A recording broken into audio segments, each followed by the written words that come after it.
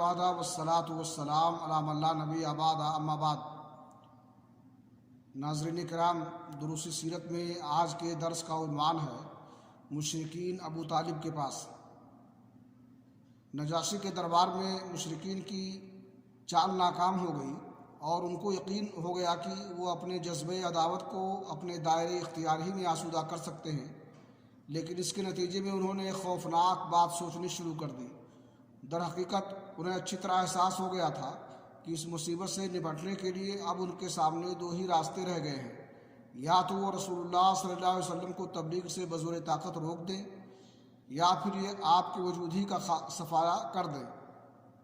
لیکن دوسری صورت حد درجہ مشکل تھی، کیونکہ ابو طالب آپ کے محافظ تھے اور مشرکین کے عزائم کے سامنے آہنی دیوار بنے ہوئے تھے۔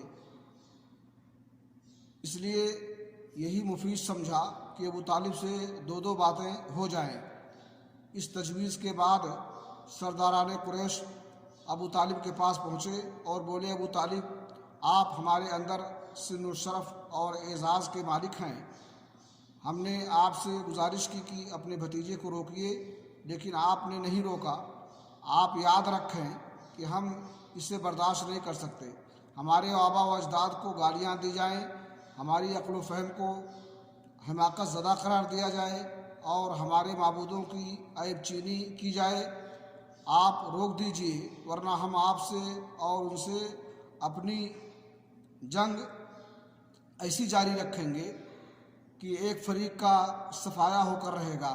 ابو طالب پر اس زوردار دھمکی کا زیادہ اثر ہوا اور انہوں نے رسول اللہ صلی اللہ علیہ وسلم کو بلا کر کہا، بھتیجے، تمہاری قوم کے لوگ میرے پاس آئے تھے اور ایسی سی باتیں کہہ گئے ہیں۔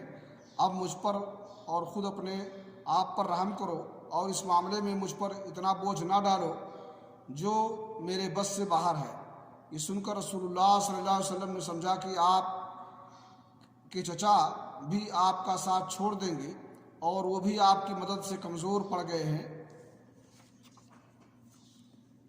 اس لیے فرمایا، چچا جان، اللہ کی قسم، اگر یہ لوگ میرے داہنے ہاتھ میں سورج اور بائیں ہاتھ میں چاند رکھ دیں کہ میں اس کام کو اس حد تک پہنچائے بغیر چھوڑ دوں کہ یا تو اللہ اسے غالب کر دے یا میں اسی راہ میں فنا ہو جاؤں، تو نہیں چھوڑ سکتا۔ اس کے بعد آپ کی آنکھیں اشکبار ہو گئیں، آپ رو پڑے اور اٹھ گئے۔ جب واپس ہونے لگے تو ابو طالب نے پکارا اور آپ کے سامنے جب تشریف لائے تو کہا، بھتیجے، جاؤ اور جو چاہو کہو، اللہ کی قسم میں تمہیں کبھی کسی وجہ سے نہیں چھوڑ سکتا۔ آج کے درس میں انہی باتوں پر اکتفا کرتے ہیں۔ اللہ رب العالمین سے دعا ہے کہ اللہ تعالی ہمیں نبی کی سیرت اپنانے کی توفیق عطا فرمائے۔ وآخر دعوانا الحمدللہ رب العالمین۔